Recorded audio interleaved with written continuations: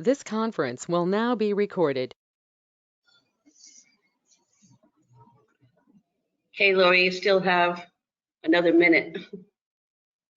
There you go. It's 7 o'clock now. Yeah, I'd like to get started at 7 o'clock. It's 7 o'clock. Okay. Good evening, everyone. Let's call this meeting to order. This is the February 15th, 2023 meeting of the Zoning Board of Appeals. Sherry, could you please take attendance? George Dorer, Here. Dennis Ermshire, Present. Drew Richards, Bertram Schmitz, Lori Jaffe, Present. Maureen Noonan, You're muted. Your mic, Maureen. Here. Tom Schultz, Present. Dylan Walter.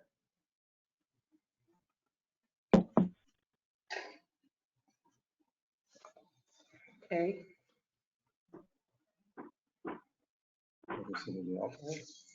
Yeah. Sherry, do we Lori? need? Yes. You should seat your alternates. I'm sorry, I couldn't hear you, Sherry. Seek your alternates. Okay. I think we should go in the order of seating Maureen. And I don't know that that will be an issue because of, I don't want to get ahead of myself because of the case. 85 Shore Road is not going to be heard tonight, correct? That's right. Yes. Well, possibly. When Oh. when you call that, Abby or Kathy may have something to say. Okay. Yeah, I'm having a little trouble hearing you. Sherry, I'm having a little trouble hearing you. I know if it's just me, but I can hear everyone, but is anybody else having trouble? Maybe it's my, Yes, with Sherry, I am. you are. Okay, Sherry, Okay. could you? Okay. Yeah, I I'm was trying. having, Let me move closer to the mic. Who are you seating Maureen for? Let's see, for Drew, Drew or Bert? I will seat her for Drew Richards. Okay. And Tom Schultz? For Bert. And you have to, you have to name an acting secretary because Drew Richards is not here. Maureen, would you be willing to do that? I sure can try. Thank you. Okay, and you have to, well, Dylan's here. oh, Dylan, okay. Just make a note, Dylan has arrived at 7:03. So next we will read the notices, and we have several notices. Is that correct, Sherry? I think there's, well, there at least is a file. Pardon? One will notice a public hearing to read. Okay, Maureen, do you have that handy? Is that the, let's see. Legal, well, there's a legal notice of public hearing, and then there was a revised notice. Does that not have to be read for 85 Shore Road? Let me see. Well, there's a notice of continuance for public hearing. So yes, you should read both of them. Okay.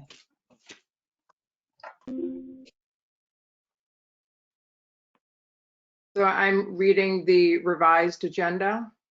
Also. No, not the agenda. Oh, Do you have a legal notice of public hearing?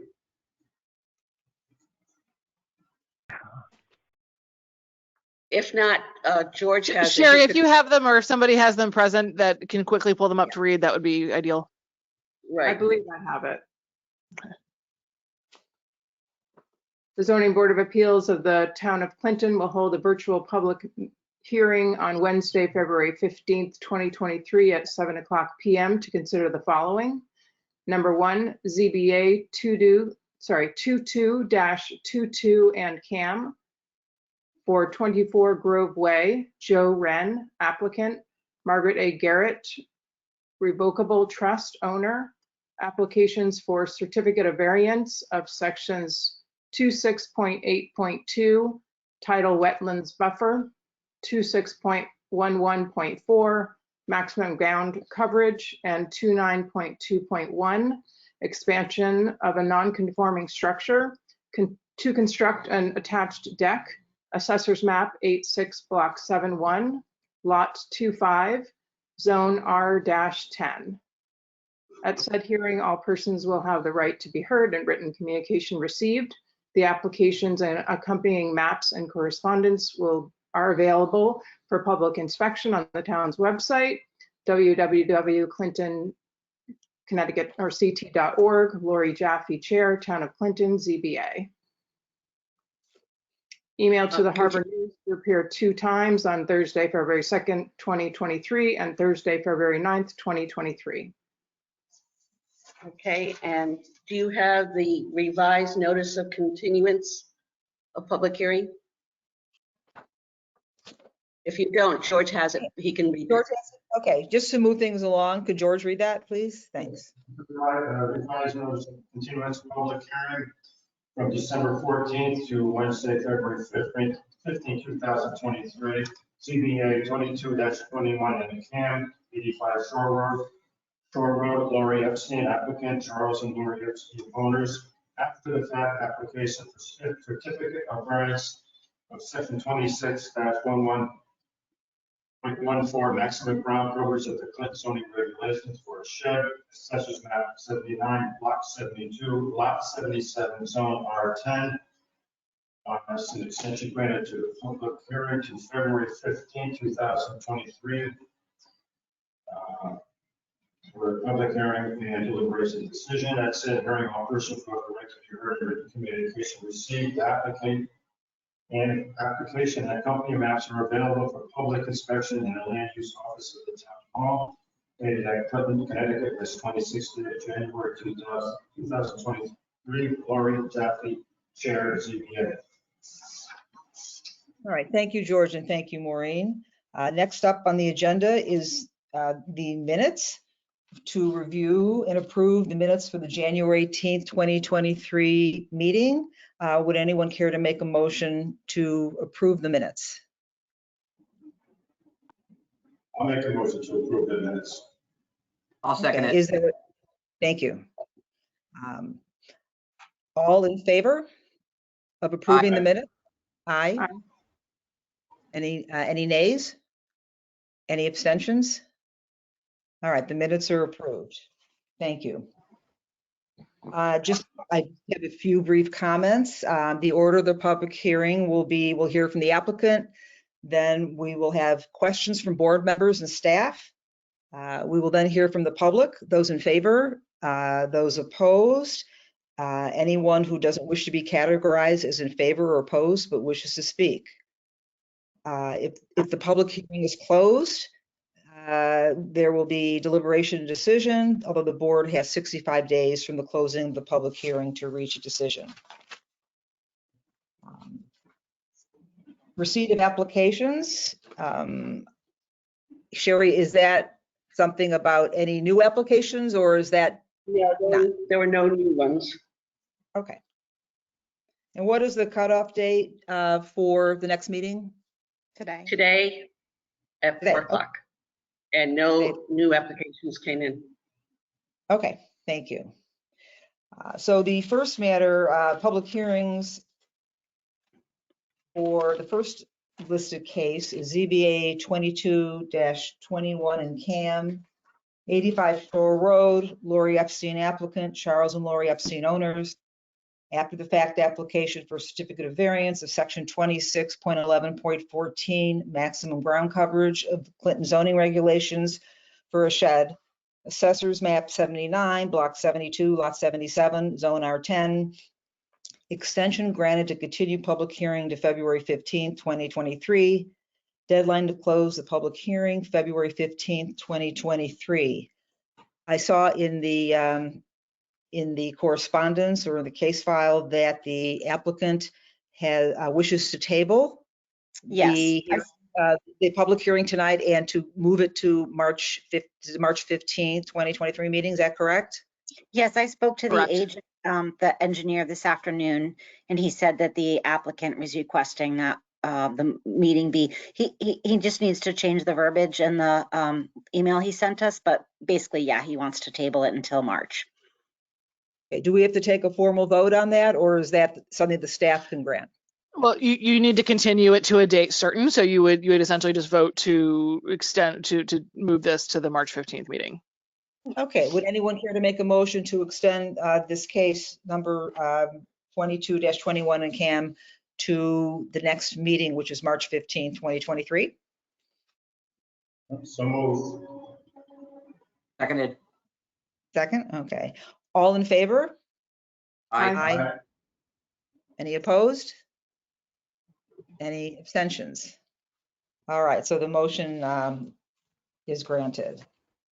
Okay, and that gets us to the second case on our agenda, which is ZBA 22 and CAM 24 Grove Way, Joe Wren applicant, Margaret Garrett revocable trust owner, applications for certificate of variance of sections 26.8.2 title wetlands buffer, 26.11.4 maximum ground coverage, and 29.2.1 expansion of a non-conforming structure to construct an attached deck.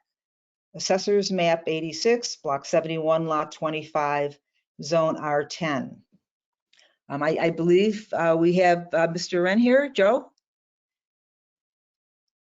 All right, so would you like to start your presentation? Joe, if you're speaking, we're having audio issues. I'm sorry, were you able, can you hear me? We hear you, Lori. We don't hear Joe. Oh, Joe's the It's only not- one. Yeah, he's not muted. This has happened before, I think, with him for some reason. Can you guys hear me now? Yes. Yes. Can you hear me now? Hmm. Yes. Hear me now? No. Yes. Joe, would you like to go ahead and present the application?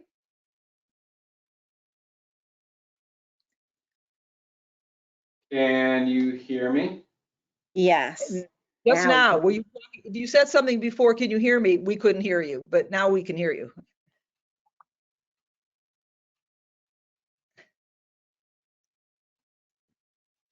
It sounds like he can't hear us. Ah.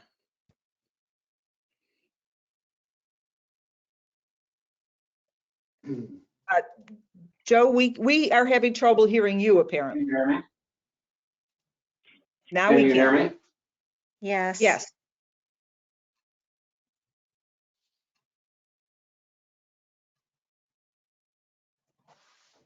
Can you guys hear me? Yes. Yes.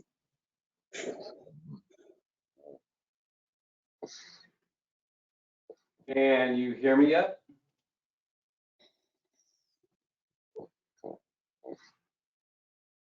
I don't know if you can see me or not. I'm also sending Joe private messages to you to say that, yes, we can hear you.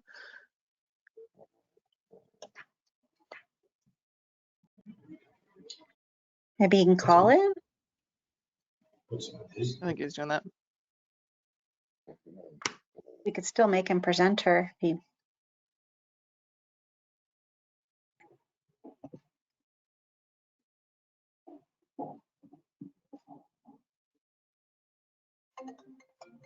Oh. Hi, Joe. Joe? Hey, Kathy. I'm Can gonna you- have to call in, I guess. Yeah, why don't you call in and we can still make you presenter? Yes. I just need the number and is it on the agenda? I have the number right here. Okay. And like a meeting ID or something? Yeah, let me give it to you. Sorry, I'm in troubles. Joe, So this the is number- Sherry. It is on the agenda, at the end of the agenda. Sherry, Joe can't hear you, so we'll let Kathy give him the number. It's 455 Okay, 426 okay, 629. okay. That's the access code. And the phone number is 1-224 Okay. 501 3412. And would you like me to make you presenter? Yes, I'm gonna try calling in now. All right. Let me know if you have trouble. I hear myself in the background. Can I ask a All right. question? Okay, I'll try calling in now. Thank you. Bye. I have a question while Joe's going to call in. I could repeat it when he calls in, or maybe he can hear me. Are we going to, when he's finished with this, when he's presenter, is he going to still have difficulty though hearing us when we ask questions and make comments? He's going to be using his phone, so he'll call in, but he'll just use. So Sherry, can you make him presenter? Because I don't have the ability to do that with mine. I don't have permission. So once he's And- presented, he'll be able to hear us and we can have back and forth. He'll be With- doing that with the video, and then he's going to call in on the audio. So it'll be you'll have him video through the picture and then audio. But my question is, will he hear us when we want to ask him questions? Yes, because he'll be calling in. To enable audio controls, please enter your audio PIN followed by the pound or hash sign. If you do not have a PIN, just press pound. This conference will now be recorded. Okay, Can you guys hear hear me? Yeah, Joe, just mute your computer and we can hear you. Okay. How's that? Great. Perfect. And Sherry's going to make you presenter. Okay. Sorry about that, everyone. It seems like it only does that with GoToMeeting conferences. I'm not sure why. We'll have to figure that out. But as long as everyone can hear me, I will share my screen and we can go from there.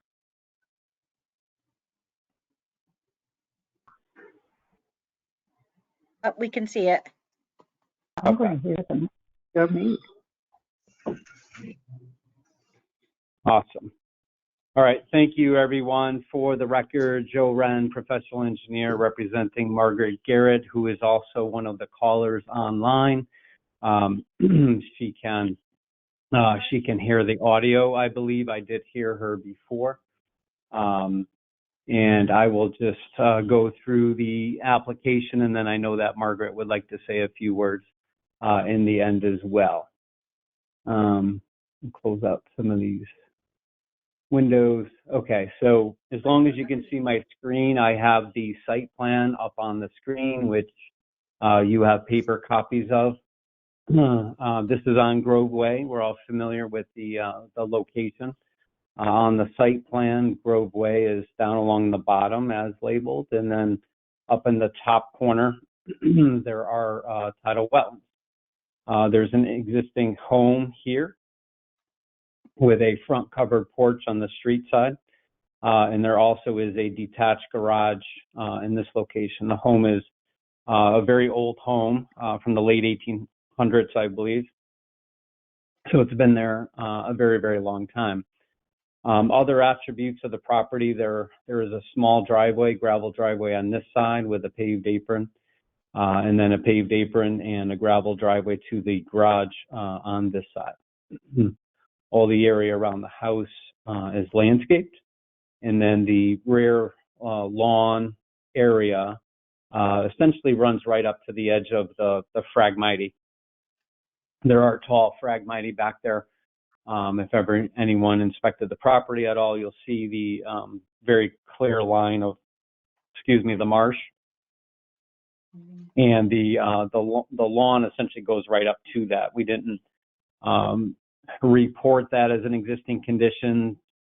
Clinton, anything within that buffer area counts for variance if it's grading or lawn area. We identified the structures, the above grade structures. So we provided distances from the buildings and from the proposed deck to the tidal wetland. But essentially the existing lawn is the closest thing to the marsh. What's being proposed is an 8x10 deck in this location. 8 feet is along the house and it's 10 feet out. It does come off of the first floor. You can see here that the first floor elevation is about 9.6. And then there's approximately a 6-inch step down out of the house. So the floor of the deck would be approximately 9.1. In the ground below the deck, you can see we have spot elevation of 2.5. We have a 3.0 contour, and then right by the corner of the house, we have a 3.4 elevation. So the majority of the deck is greater than 6 feet. The floor of the deck is greater than 6 feet off of the ground. So only a portion of the deck counts and meets the definition of your coverage. We were conservative in counting the portion closest to the house as coverage, but the remaining portion is, again, it's 9.1 versus ground elevation of 3.13 and lower than 3 for more than half of or 2/3 of the deck, as you can see there.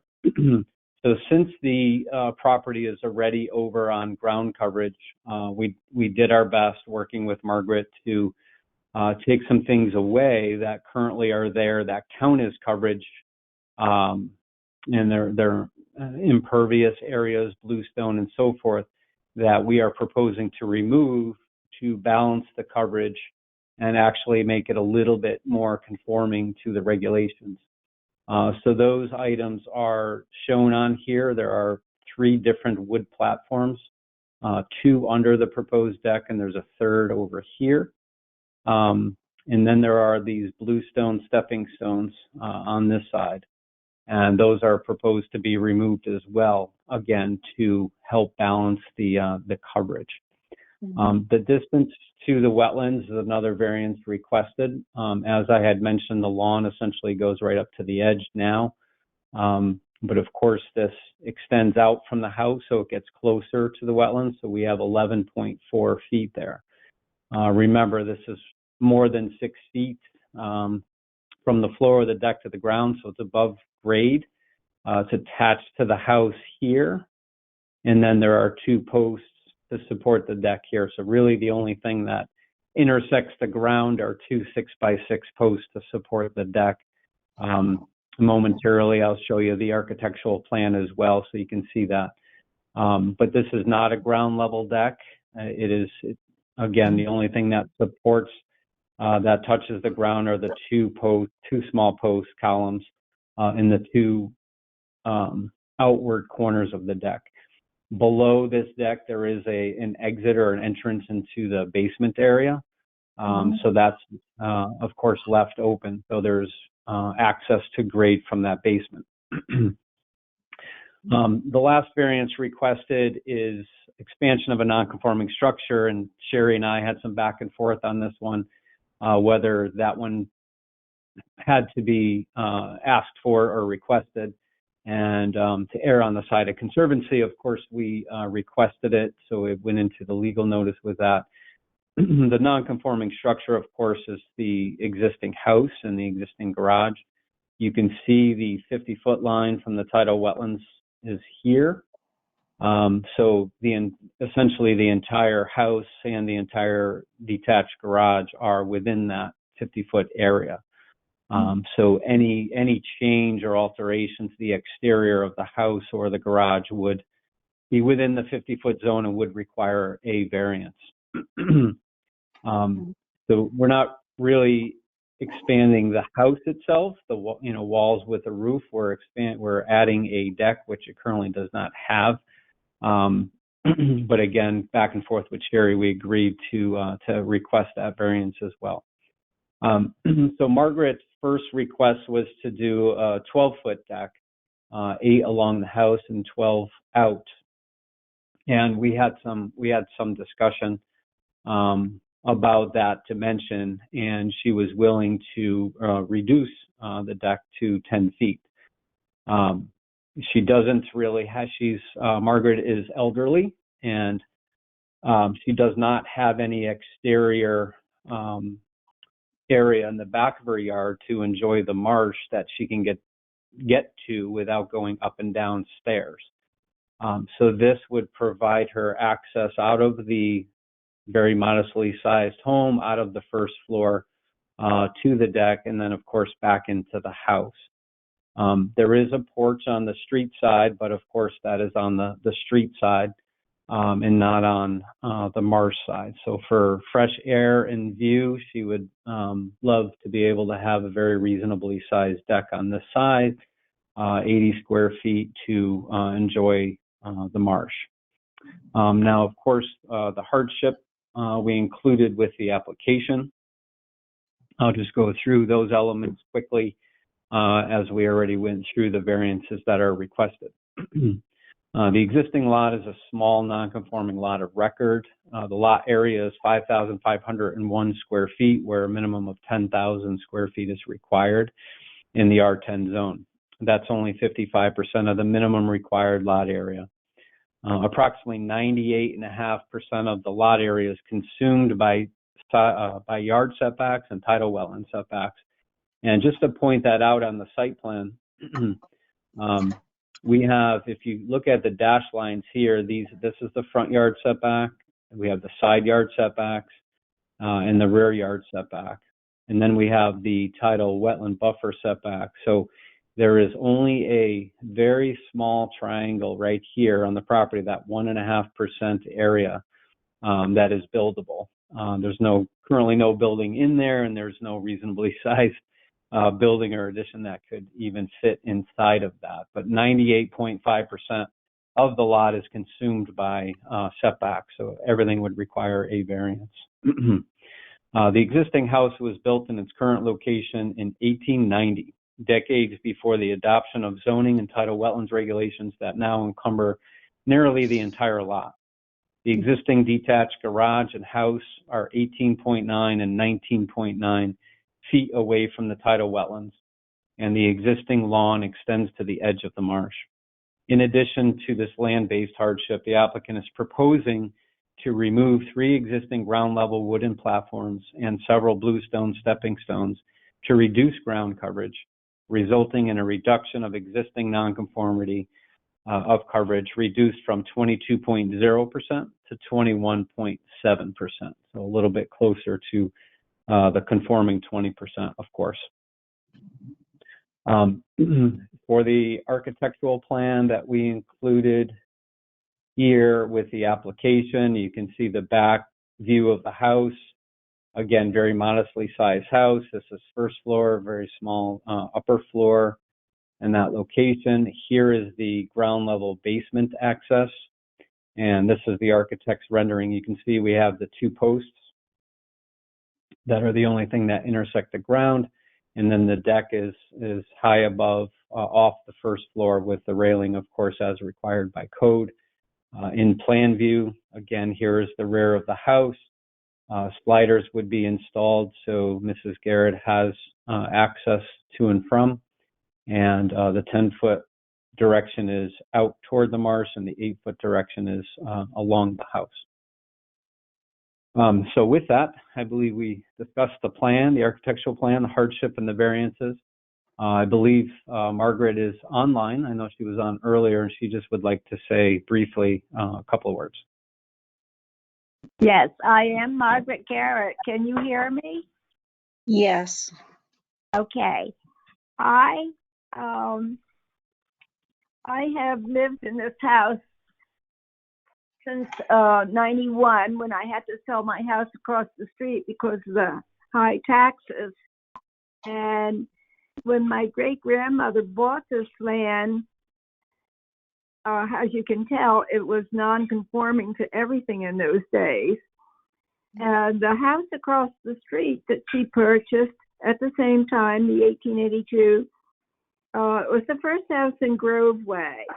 There were many fishing shacks, but this she bought at the same time. and I sold it in 1991 because of the high taxes. I could not afford to stay there, but I've lived in that house all my life. And it had people renting this cottage since 1999, the same couple, and I felt so bad to have them move, but this was the only place I could afford to go to. I've grown up in this area, and I guess I know everybody along the street, and they're all wondering what is taking so long. I'm trying to restore the cottage to the original look, which I would like to have. I've been working on that. I can no longer do the back steps because of my age. So the sliding door off of my kitchen would be just perfect for me to be able to go out back and watch all the interesting things going on in the marsh, the sunset. My Grove Beach Association put in an osprey nesting place for me in my backyard right off the borderline out there. And it's fascinating to watch that. As Joe said, this is on a second level. It's not touching the ground at all. I'm not going to have any steps back there to go down. I don't know. It would just be so delightful for me to be able to go out there, sit and watch the babies grow in their nest, the marsh, the sunset. It's just beautiful.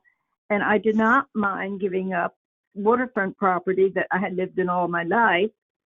Thought the view would be interesting. And I'm just so sorry that I can't sit out there and enjoy it. And this is my third year of applying, and nobody can understand why this is taking so long.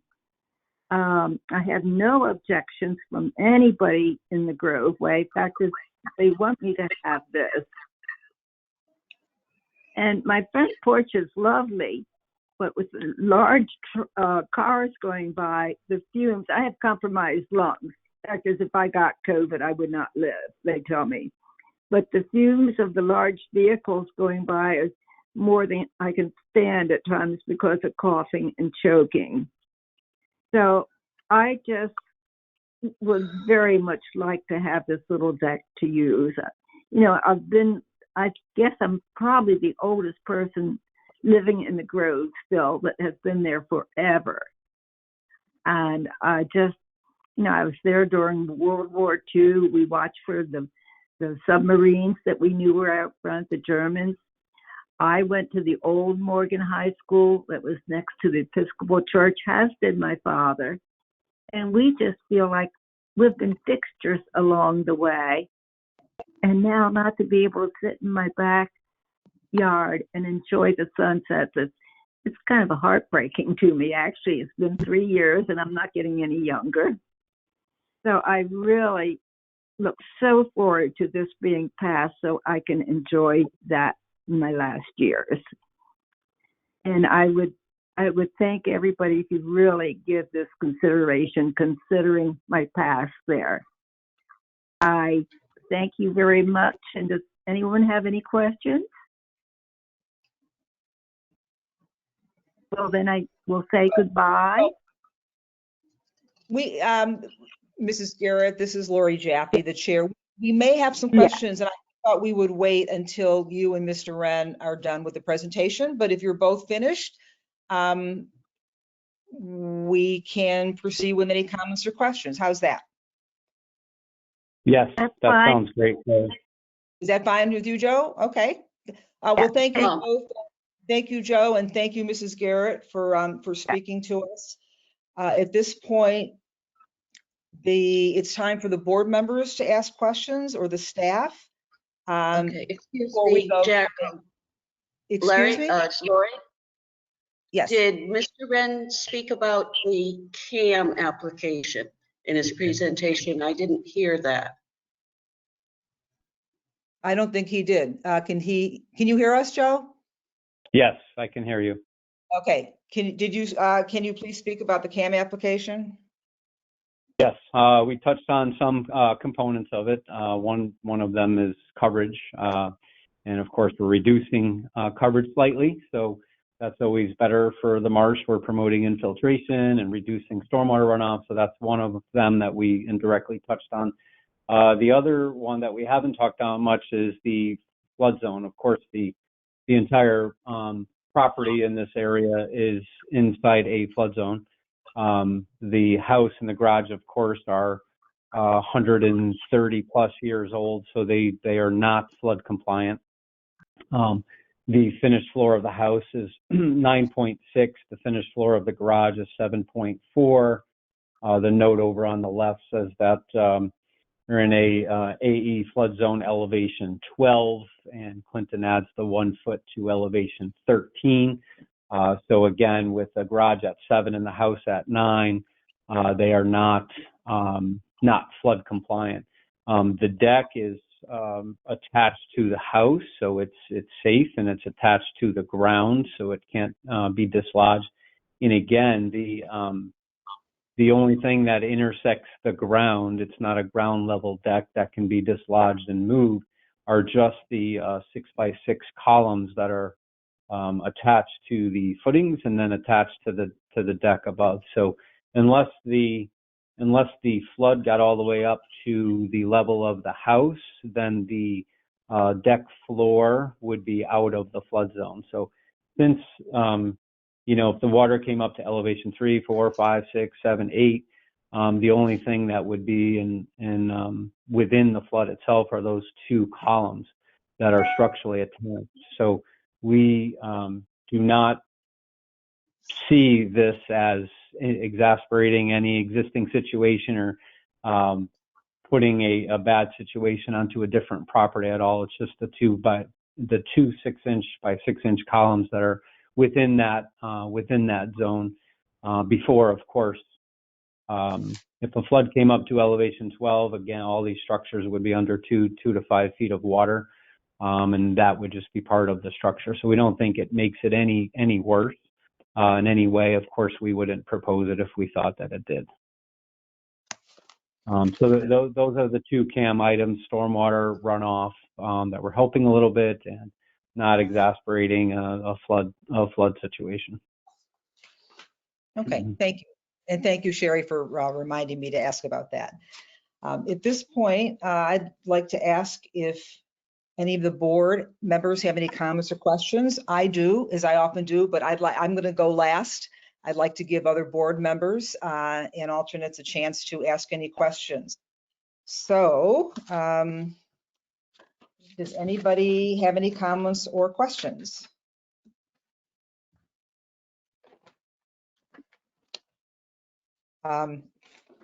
Dennis, do you have any questions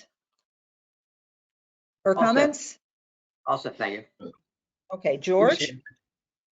I just have one that was in the memorandum regarding the substantial I can't- improvement. Can you move a little closer to the microphone? Thanks. I'm all set. I don't have any comments. Okay. Maureen? No, I just wanted to clarify. So there was no pre-existing deck. So the sliding glass door on the second floor is new. Is that correct? Yes. Okay, so it's going in. Okay, thank you. That's all. That's all? Yes. Okay. Tom, do you have any questions or comments? Only one. Is there any history of flooding on this property? No, there has not been. Mm-hmm. Thank you. Okay. Dylan, did you have any questions or comments? Nope, I'm good, thank you. Okay. Well, I guess I'm the only one that has some questions and comments. So I hope you'll all bear with. Again, thank you for the presentation. I think that, can you all hear me? Okay. Yeah, Yeah, I can. Okay, thank you. There are several zoning regulations, and I think Abby Pearsall mentioned these in her staff report that I think are really pertinent here. and really are influencing how I'm thinking about this application. Section 13.3 says that no variance shall be granted to permit encroachment into the tidal wetlands buffer. Another regulation, 26.8.2, it's prohibited to have new construction that increases the footprint, including minor additions to existing buildings. And 26.7.2, coverage cannot exceed the required percentage. One of my concerns with the application is that the tidal wetlands buffer is proposed to be 11.4 feet, which actually decreases the buffer by 7.5 feet. So the project doesn't comply, well, that's why you're seeking a variance, but it doesn't comply with the 50-foot requirement. And indeed, it goes further into the tidal wetlands buffer. So it's not a question of reducing the buffer, it's actually going further closer to the marsh.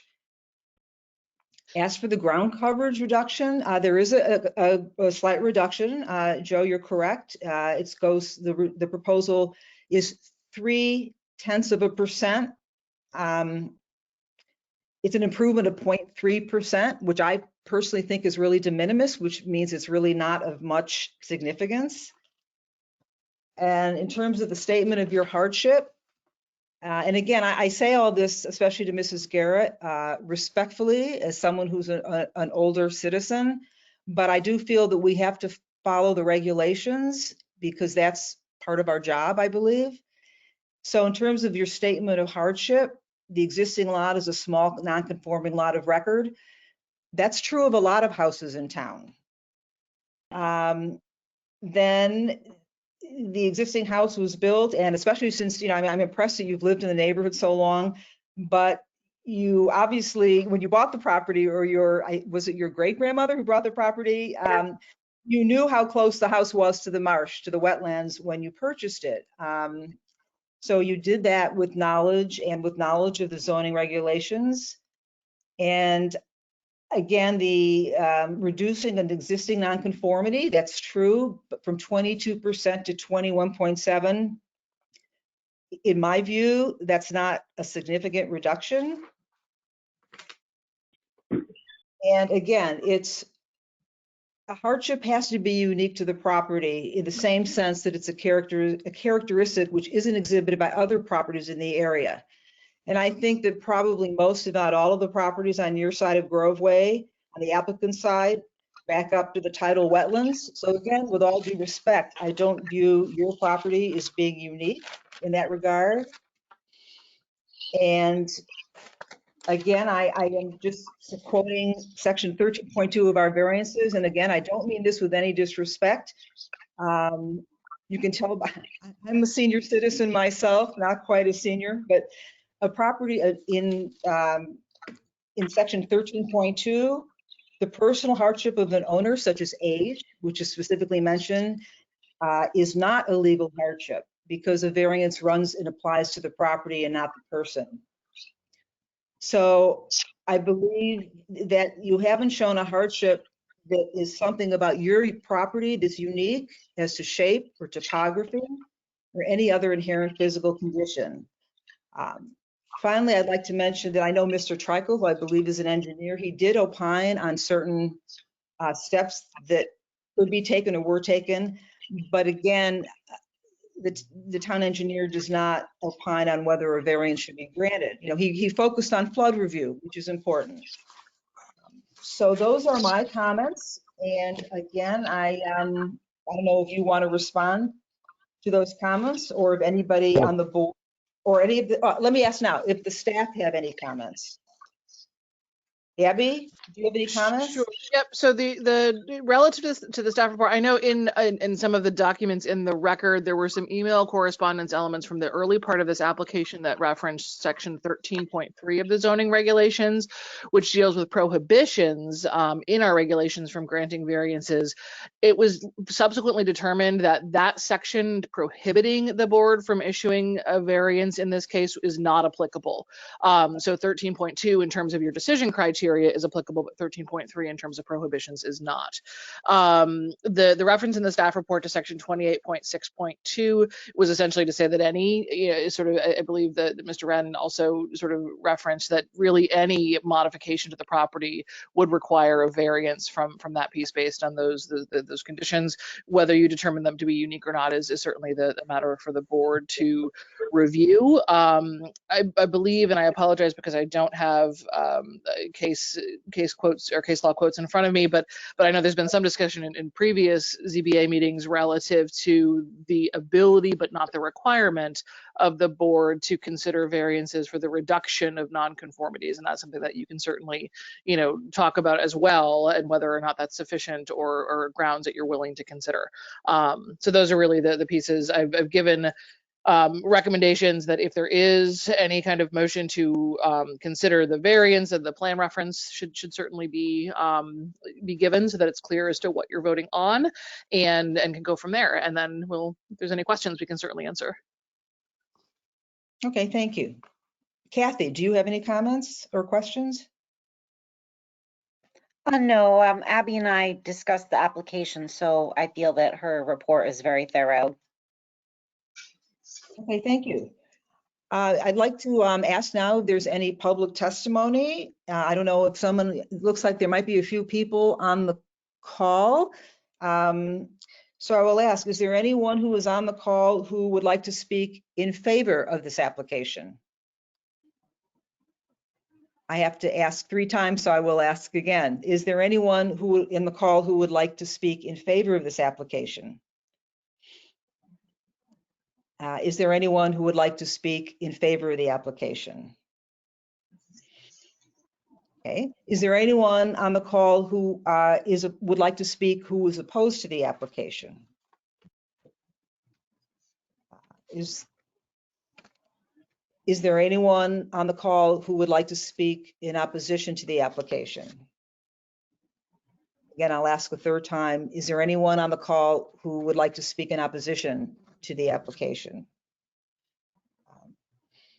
Is there anyone who's on the call who would like to speak but doesn't want to characterize him or herself as being opposed or in favor of the application? Is there anyone on the call who would like to speak but who's not in favor or opposed to the application? I just have a question for Abby really quick. Okay.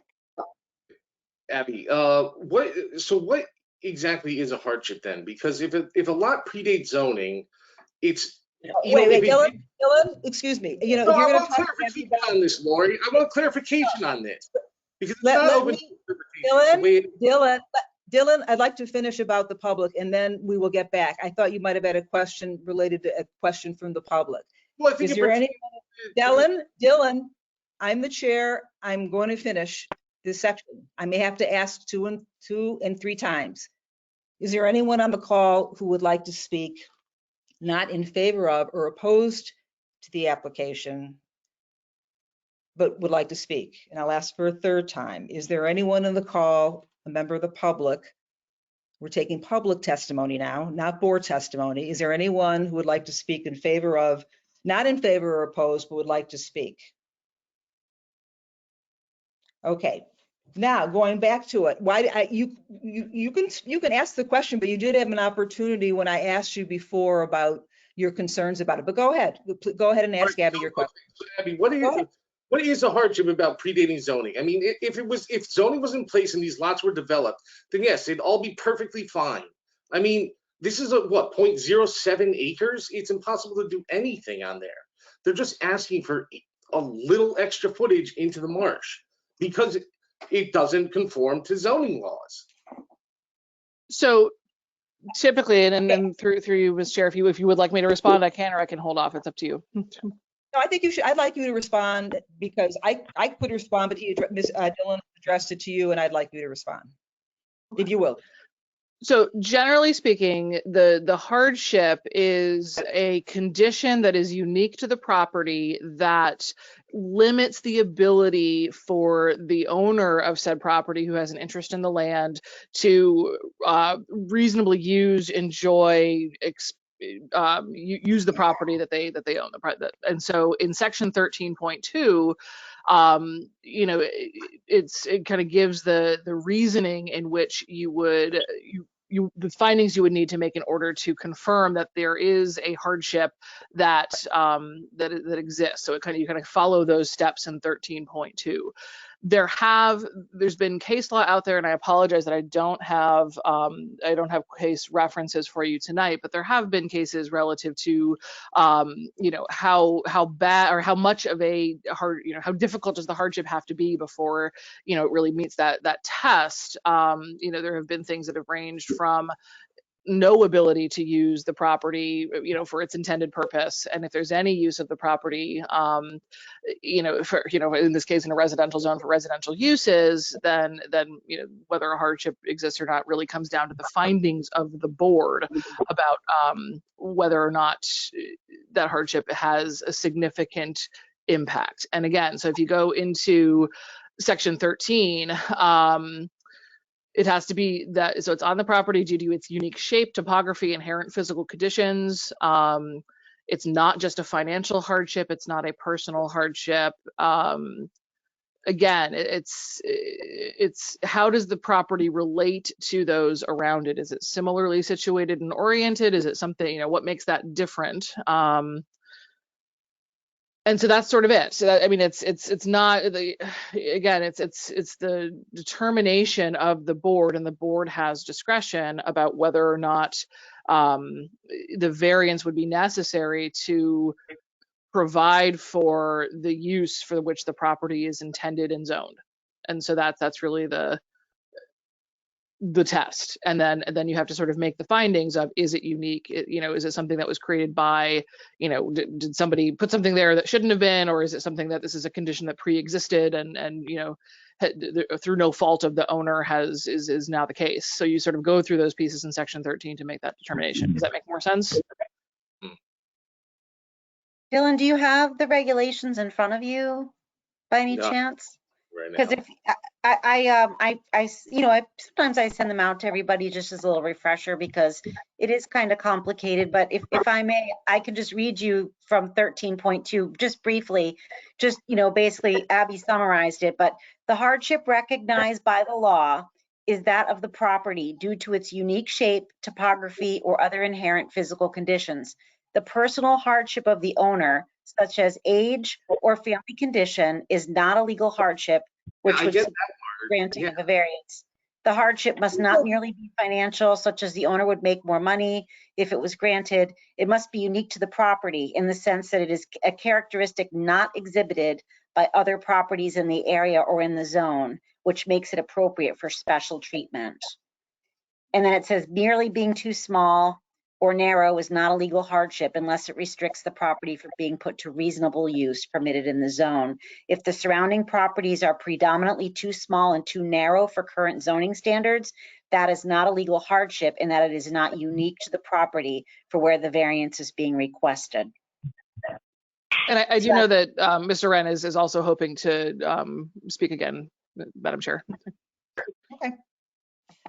Right, at a later point in the meeting, that's correct. Okay.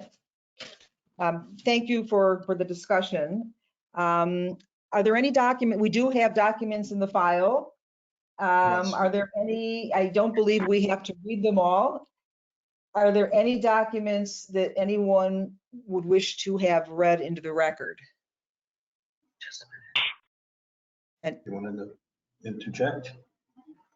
Because Joe wants to speak. I know. Yeah, but she, okay. Nobody has any documents that they wish to have read into it? Okay. Okay. I think since we've heard from the applicant and from board and staff and questions, we've had time for questions. I think the next question is whether, and Sherry, please correct me if I'm wrong, and whether the board has enough information at this time to reach a decision. The applicant does have the opportunity to rebut what's been said as part of the hearing. So after that, you could consider a motion to close if you were ready. I got sidetracked. I'm sorry, responding to the question that was raised by Dylan. Yes, Mrs. Garrett or Joe, Mr. Wren, if you have any responses. to what any of us. Yeah, thank you, Lori, mainly to your questions that you had and your statements that you had before, so thank you.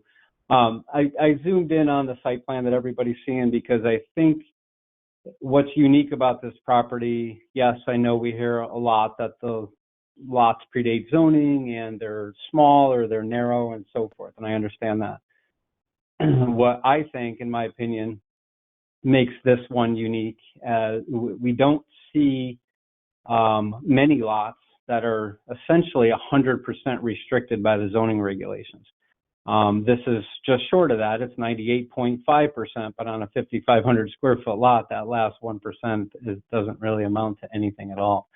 So I zoomed in here because this triangle that I'm outlining with my cursor is the only buildable area on this lot.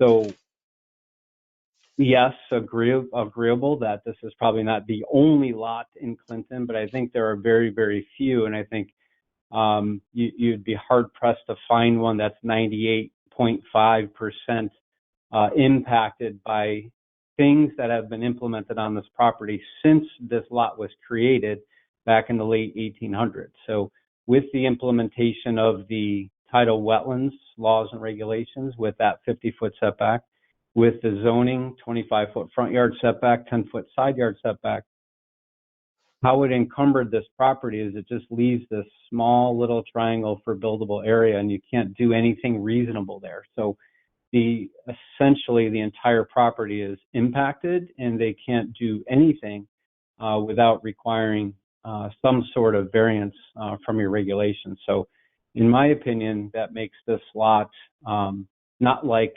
most others in the zone or in the town of Clinton. So I do think that there is some uniqueness to this particular hardship. The other thing I wanted to mention, because there was a question on flood before, and I didn't mention this earlier, but the tidal marsh here is connected to a system, a tidal marsh system that is controlled by a tide gate valve.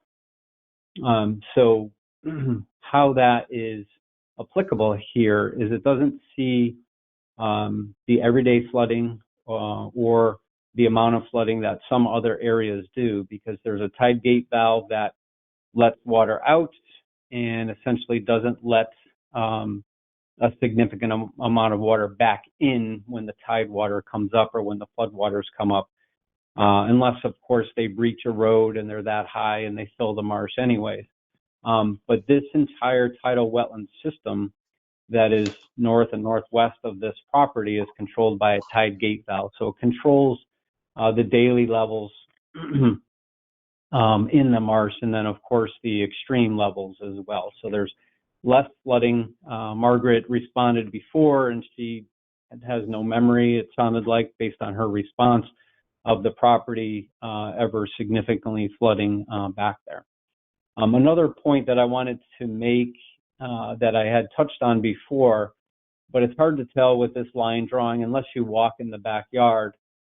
This entire backyard is lawn, and based on your regulations, even having lawn within 50 feet of a tidal wetland you need a variance to do that, to do grading, to add a lawn, anything that's different than the natural buffer, you need a variance for. So the lawn is the closest thing here. So this deck being 11.4 feet, yes, it's less than 50, but it's further than the 0 feet that the lawn is. So there's also a walkway here and some landscaping, and the lawn, like I said, that goes right up to the wetland flag.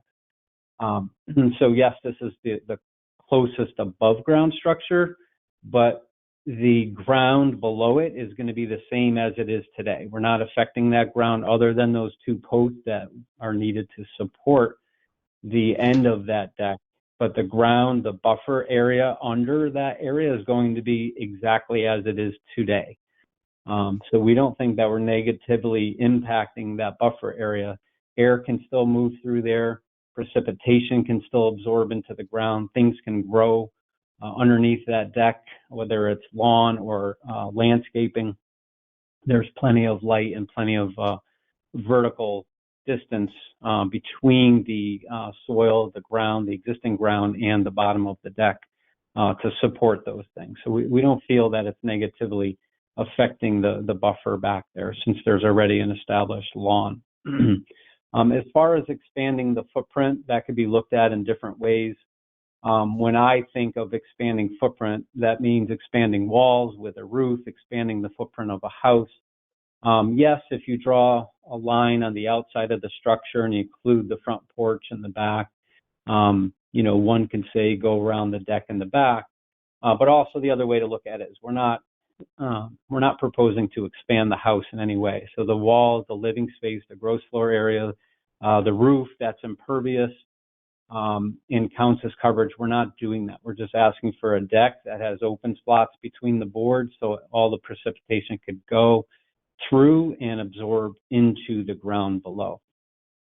Consistent with your zoning regulations of coverage that allow something not count for coverage if it's at least 6 feet above grade, which the majority of this deck is. And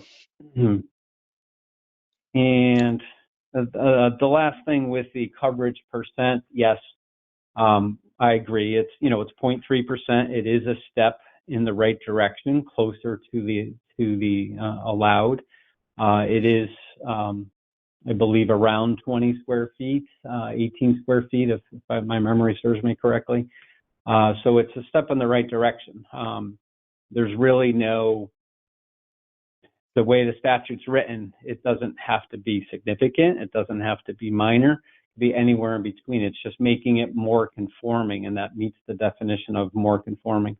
If there were more things that we could physically take away to make it more conforming, we would have, and I did review that with Margaret, but there's nothing left other than portions of the existing buildings that have been there forever. And then the side stair, that is the only second means of egress out of the house. So we wouldn't want to eliminate that since there's no stair on the proposed deck, because that would be a safety consideration. If the front access was blocked, then that would be the only way out of the house.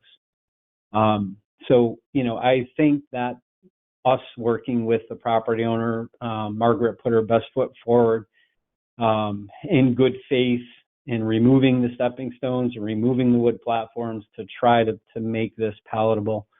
And we feel that the request is reasonable, especially since the ground underneath the deck will essentially remain the same. No one is opposed to it. It doesn't really affect anything else. We feel there is adequate hardship. We're getting a little bit better on the coverage. So, you know, we would really appreciate your consideration to move this project forward. Thank you for your comments in response to my comments. I will be brief. You know, when you talk about the corner being the only buildable area, again, the application is not about expanding there. It's about, you know, Mrs. Garrett has had the enjoyment of her house since 1991 for almost 31 or 32 years. So this is not an example of where she, you know, she's being, if this were not to be approved, that she is being denied of, you know, the use of her home in a lovely area. Does anybody else have any questions or any comments in response to Joe's? Lori, this is Joe one more time, and I forgot one more thing. I just saw it on my notepad here. Is I was going to ask Mrs. Garrett, because I just want to clarify. I think she said her great-grandmother purchased this property. This has been in her family since the 1800s. Is that correct, Margaret? Yes, it is. Okay. And the house I grew up in all my life, I have had to sell because of the high taxes. I'm sorry, I was referring, I thought I heard Mrs. Garrett right about the house that's the subject of this variance application, since she's lived there since 1991. Is that correct? No, I sold across the street 3 years ago. Okay, all right. But you've been living in the house then for how long in the house in 24 Grove? 19. Okay. Oh, I'm sorry, I'm in the 20s since 2019. Okay, all right. But you've been there for going on 4 years, 3.5 years. All right, thank you very much. But my comment still stands. Does anybody else, any other board members or staff, have any other comments or questions before we go to the next step? I think we still missed something there. Mrs. Garrett, last question. This particular property, the subject of this application, 24 Grove Way, how long has that been in your family? Since 1882 is when my great grandmother bought all of the property there across the street also. And continuously since 1882, this particular 24 Grove Way has been in your family, correct? So I think Correct. Yes, Yeah. we have. Okay. Thank you. Okay. All right. Does anybody else have any questions or comments about the last round of questions or comments? Okay. And at this point, I think it's appropriate to ask if everyone has heard enough information to reach a decision tonight. So I will ask that question. Let's see, Dennis, have you heard enough? All set. George? Oh, George? You're muted. You're muted. Yes, I've heard enough. Okay, thank you. I have heard enough. Maureen, have you heard enough to make a decision? I have. Okay, and Tom, have you heard enough to make a decision? Yeah, I have. Okay. All right. Then would someone want to make a motion to close the public hearing for? I'm sorry. Okay. Okay. All in favor? Aye. Aye. Any opposed? Any abstentions? Okay. Okay, well then we will now go into the deliberations. So we are now at deliberations for ZBA 22-22 in CAM, 24 Grove Way, which is an application for certificate of variance to construct an attached deck.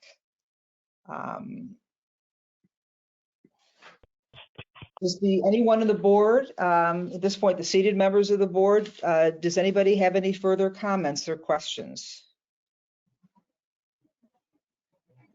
All set. All set? All set. All set. Okay. Does anyone wish to make a motion to grant a variance, this variance?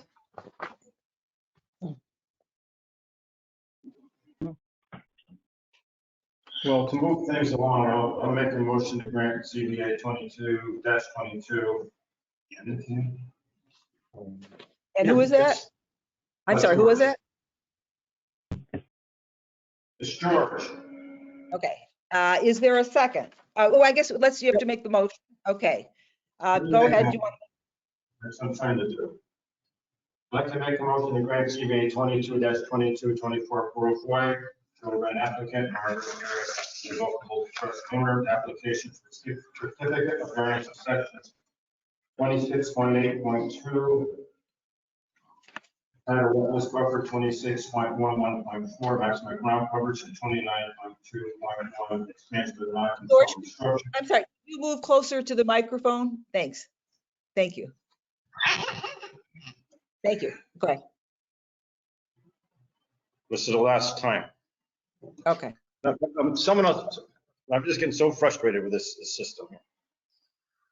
Jesus.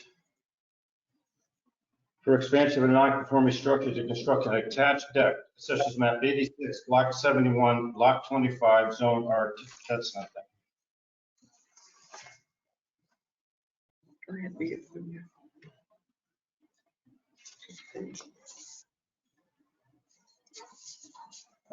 Okay, that she's seeking a variance of tidal wetlands buffer, maximum ground coverage, expansion of non-conforming structure for an attached 8 by 10 foot deck Hardship being that it's a non-conforming lot, and the yard and tidal wetlands regulations consumed 98.5% of the yard. Given the minimal addition, minimal effects and impact on the wetlands, and given the existing garage and house and lawn are all within the setback already, and I still would like to see this go through. Any conditions? No conditions.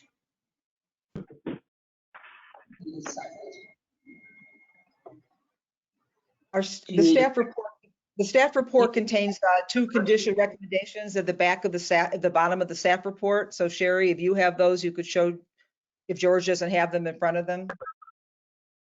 Just a minute.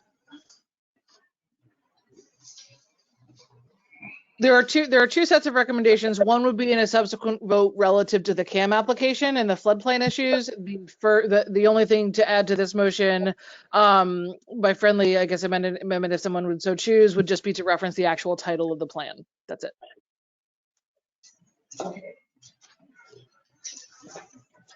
Okay, that would be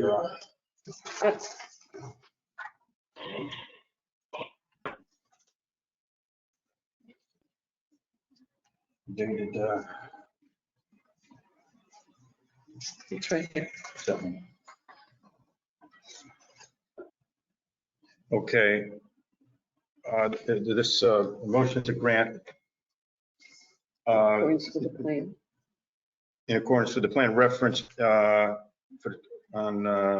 is it?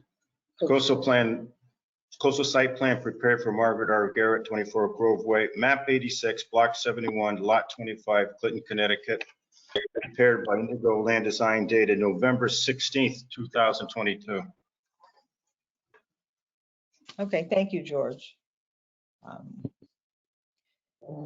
Is there a second for the motion to grant? I'll second. Ms. Dennis, okay.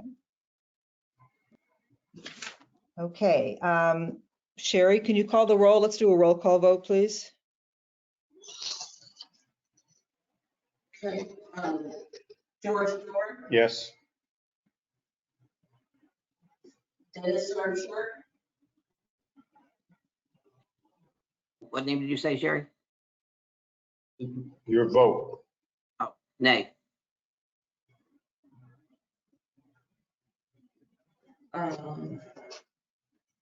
Bertram Schmitz, You're not. I'm sorry, not Bert. Maureen Newton, Nay. Tom Schultz, Nay. Lauren Jack, Nay.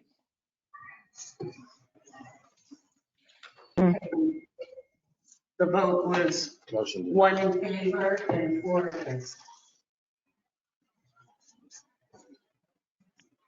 The variance failed to carry. Okay. But so the motion, the variance failed to carry. We had faced this issue at the last month's meeting. Is it correct, Abby, that we still need to vote on the CAM even though the variance did not carry? You do. So it's a separate action, and essentially it would be that the improvements shown on the CAM cannot be approved because they don't have a variance. So the CAM could not be enacted as it's currently shown. The site plan wouldn't be able to be valid because the variance didn't carry. Okay, and people have to vote the same way. Is that correct? As you instructed last time, how they voted? So the individual votes don't necessarily have to be the same, but the result has to be. It would be a motion to deny because of the failure of the variance. So then I now call for a motion to approve the CAM. If anyone would anyone want care to make a motion to approve the CAM for case number ZBA 22-22? Make that motion. I'll make that motion, Lori. Okay, thank you. Is there a second? I'll second. And that's Tom? Okay. Okay. So this is a motion. This is a motion to approve the CAM, correct? Okay, all right. So then could you do a roll call, please, Sherry? George Dorr? Yes.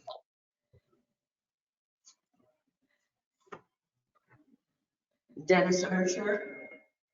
Nay. Maureen Newman? Nay. Tom Schultz? Nay. Lori Jack? Nay. Okay. So it was, the motion to approve was denied 1 to 4 to 0. Okay, all right. Thank you.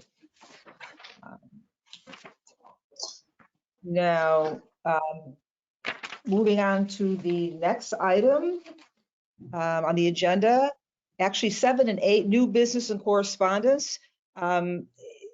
For the new business, I understand that Joe would like to speak to the board, but also correspondence, if I can sort of put those together and acknowledge the correspondence that Joe Wren submitted to the staff. So can we sort of put those together, new business and then the correspondence?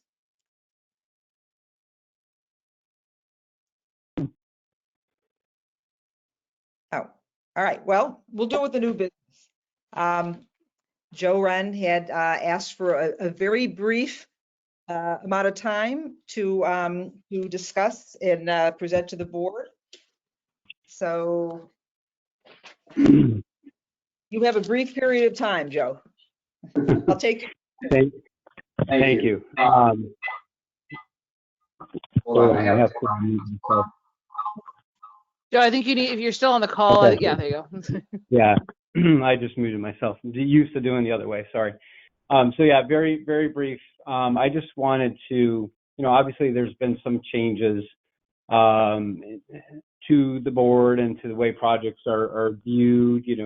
We're all aware of that, so forth. I just wanted to, a lot of times, the board hears, you guys do a great job collaborating with each other, collaborating with your staff, collaborating with your attorney and so forth, but very, very rarely you see the full perspective from the owner's point of view and from the designer's point of view. So we always have a very difficult job. Our job is to kind of marry the two together, right? So we have to work with an owner as a client, but then we also have to bring something that, that we're proud of, but a strong application that we feel that would be approvable by a board. And no matter if it's Clinton ZBA or Old Saybrook or planning and zoning, whatever it may be, we put many, many hours into these plans, client coordination meetings, bringing them into our office. Sometimes they have most of the time they have more grandiose plans, and we already take them through that first level of cutbacks to something that we feel, they might want something that would be less conforming to the regulations. We bring many applications to the board, and you'll always see that there's pretty much across the board reduction of existing nonconformities all the way through, whether they're determined to be minor or significant or a combination of the two. They are, a very good mix and solid application of reducing nonconformities. And all applications, mostly, for new homes especially, and remodeled homes, not only more conforming to zoning, but also compliant with FEMA and compliant with health code. So over the past few months, as you know, we're not discussing any application per se, but we feel we did that. We sat with clients, we sat with the architect, we thought we put together a very solid, sat with staff. We thought we put together very solid applications. Now, these applications aren't inexpensive either. So these applicants are paying attorneys, they're paying architects, they're paying engineers to do it right and to meet all your regulations and make something better than what's there today. For example, a new home, someone may spend at least $25,000 to put a full application together, and to get it in front of you and to present it to you and so forth. So I have a lot of folks, in Clinton, other towns daily that, call and say, we have this project. Can you tell us what we can and cannot do? And that used to be a little bit more cut and dry. So now it's much more difficult for us, especially in the town of Clinton. And we, of course, always enjoy a good working relationship with you as a board and with Clinton town staff. It used to be a little bit more, I don't know if predictable is the right word, if we brought a strong application that it would be well received and so forth, but we're putting together as strong applications or even stronger applications that we feel, and they're not passing through the system. So if you can just enlighten us and let us know, we can't bring something that's fully compliant to zoning because we won't even have to go to ZBA. It's impossible to bring something to that point. So there has to be a threshold that we can understand that you would be comfortable with a plan so we can proceed and move forward. And the only reason I ask is because we work in several towns, 40 or 50 towns throughout the state, all different ZBA applications. Many of them are coastal towns. And we have the same letters from DEP, as far as expanding floor area and flood zones and so forth. And, we know that has been a major concern of this board in recent applications. And in other towns, we do the same application, but across the board reductions. It's a FEMA compliant house and so forth. And they receive the application with open arms and are very anxious to approve that because now they have another FEMA compliant house in town. So just with Clinton being very unique, I'm just looking for a little bit of feedback from the board so that we could bring applications to you that you will be able to act favorably on in the future. Is really all we're looking for. So it's good for everybody. It's good for staff. It's good for ZBA. It's good for us. It's good for the clients who are spending money. So we're just looking for that forward insight. That's all. All right, well, thank you for your comments and your perspective. I don't think this is, I think the staff will take that under advisement. I'm not going to respond point by point, but I think, each town is different and each town has its own regulations. So I don't think there's any need to have any further discussion at this point. I know you meet with the staff when your client and you present an application. So thank you for your perspective. Okay, thank you. In terms of correspondence, I just want to note the correspondence that you had sent an email to Abby, with your request to speak, and that's an email dated today at 9:46. So, I just wanted to note that we have received, that the board staff received that correspondence. Sherry, is there any other correspondence that you have received or anyone has received, or Abby or Kathy?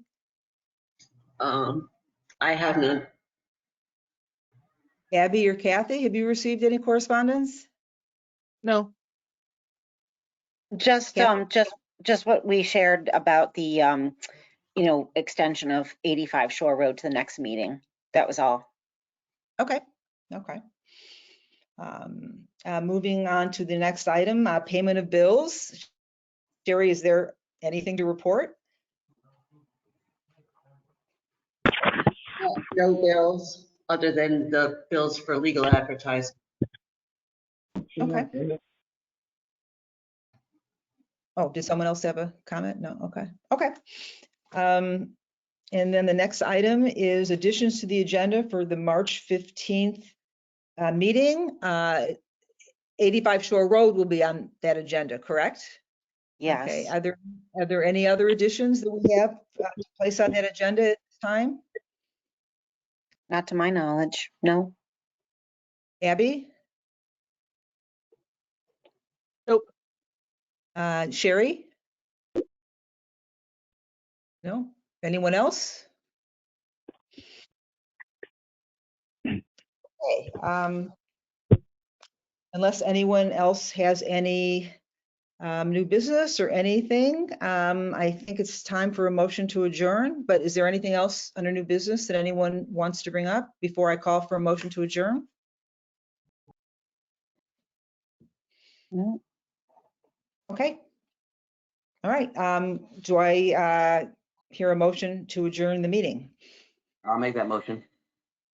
Okay, thank you. Second?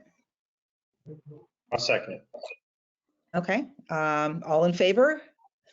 Aye. All right, I assume no one's opposed, but any opposed? All right. All right, thank you all. Have a good evening. Thank you. Bye. Thank you, everyone.